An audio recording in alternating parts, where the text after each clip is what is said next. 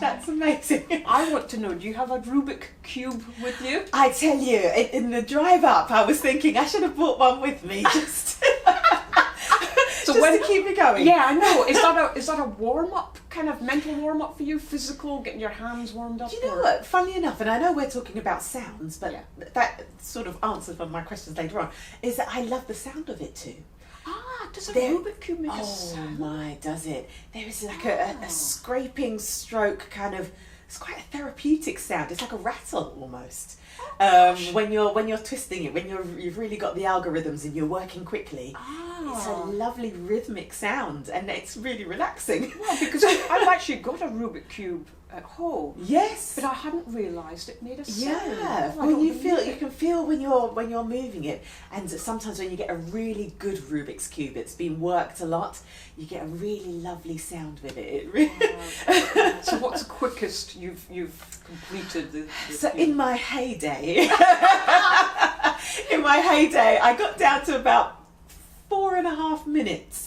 And I downloaded this special app for my iPad where you put your hands on it and then you do it and then you put your hands on the app. So I was very dedicated to making sure I timed it properly.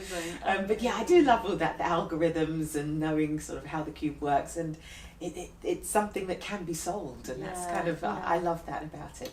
Because, I mean, you know, we're both in the entertainment business, Yes, aren't we? yes. And what I found really interesting with your journey is that apart from the Rubik cube and apart from having a desire to be a racing driver, Yes. a racing driver? Absolutely. I love driving, first of all. Okay. And then I love speed. So to join those two things is amazing. And actually, it's being at one with the car. It's not so much just, you know, the excitement of the track and what you wear and things like that. It's actually when you get into a rhythm of driving and you know the turn is coming, you know the course, it becomes almost a dance with the car. And I just find it fascinating that you can really just lean into turns, or you know what the car's going to do, and it does become a bit of a dance with the car. I mean, I do sort of get where you're coming from, because you feel that when you ride a motorbike. Yes.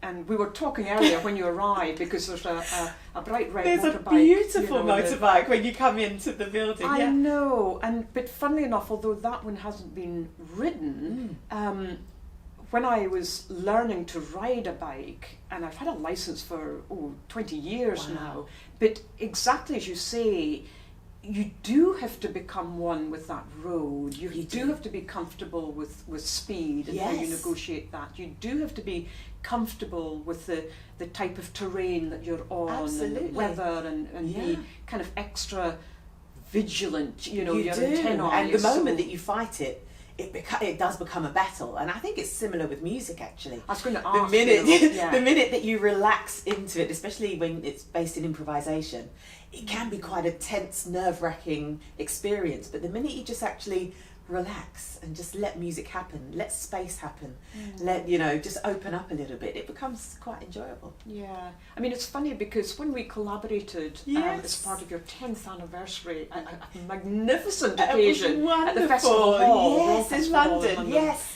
And, you know, what really struck me, well, there are so many things that were just really interesting and amazing, but was just this very natural rapport you have with the audience. Somehow you brought such a large space. Yes. You know, it's a big hall. It's a big hall, and it can be quite intimidating, but actually you just brought everything together. Oh, it was you. like a real celebration. Absolutely. But what's happening there? Because it seems as though, you know, correct me if I'm wrong here, but you're the same on stage, off stage, wherever you are. Yeah, that's important to nature, me. You know, that means a lot to me, because that is important. I want people to know me. And the point is that for some people it's their first ever concert. For some people, they've been to a jazz show before and they think they know what it's going to be. Some people have been to a concert before and they think they know.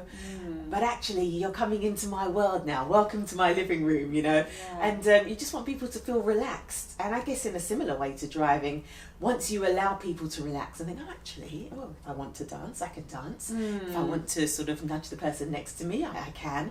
And with that, then the music happens and we just have an enjoyable time. It's not a pretense or, this is how you should act or clap at this point. Do whatever you feel naturally happens for you, and we'll all have a good time because nobody's acting then. We can all be ourselves. Absolutely. and I want people to feel that when I meet them as well, So it's important to me at the end of any show, be it Royal Festival Hall or be it a jazz club, to meet the audience after the show and give them a good hug, get a good hug in, and just get to know them. And I think that for me is why I do music. That's the communication element of it. Yes. Then it's not about how many notes did you fit into a solo or what scale did you use over that chord. It's actually just about enjoying music. And I want people to feel that. Absolutely. And I mean, you've had such an extraordinary journey actually, because aside from starting off really studying business studies, absolutely, I mean, that's interesting in itself. Was that with the intention of thinking about the entertainment business, getting into the entertainment side? Well, I've always learnt music. So from the age of 6, I learnt the piano to start with, and moved over to the drums was my second instrument, actually. I actually took grades on the drums. So if I see anything missing by, when you leave, then I'll think, I've been working my way to here. I find that they're in your hands. That's okay. You finally made it. But actually, I don't think that the music industry was ever exposed to me as a job. Funnily enough, this is people on the podcast will understand this. This is a very momentous occasion for me. Working with you alone was a dream come true, and being able to see you record and get to introduce you to my music. But you were the first artist that I ever heard of. Wow. In terms of a musician. We have pop music and we see our pop stars and we see our celebrities and all of that. But you were the first musician that was ever introduced to me. And that was in my drum lesson. And as we walked up the stairs here, one of your posters was hanging up in our drum room at our school. Wow, that's amazing. And I remember the teacher saying to me, don't play the music, feel the music. Oh. And obviously for a young sort of 10-year-old, it's like, what do you mean? And she said, you need to go and check out Evelyn Glennie. She feels the music and she can't hear it. And that just blew my mind. And so I know you know this, but you have been an absolute inspiration to me throughout, because it changed what music meant to me. But even then, I was still thinking about you in the context of just playing music. I didn't look at what that means to be an artist. And so I didn't know that music could be your profession. You just think, there's some people that are musicians and maybe they get picked, maybe they get asked. I never knew that you could create a career in music.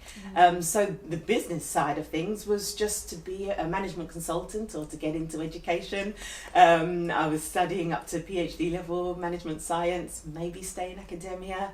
I don't know, but it was never related to music. It was like two worlds that never the twain shall meet. That's incredible. So really. And it's funny, when we think about this, because, I remember as a student myself back in the 80s, whereby the business side of things were not addressed at all. No. I mean, not one single thing was addressed, which is interesting, and that's the business we're in. Well, exactly that, and it is called the music business. The equation never made sense before, but music business is music and business, and you do need to know both. Nowadays, you can do a lot more yourself. You don't need a record label necessarily to push you out there, and for my career, certainly, it's been independent the whole way. And so you do need to understand, if you're going on a tour, how do you do the cash flow? How do you know the routing? One of my first tours were going to Scotland, come back to London, then go to Manchester, then come back there. You just think this makes no sense. Absolutely. So you do need to understand the business side of things. And you're right, it should be taught,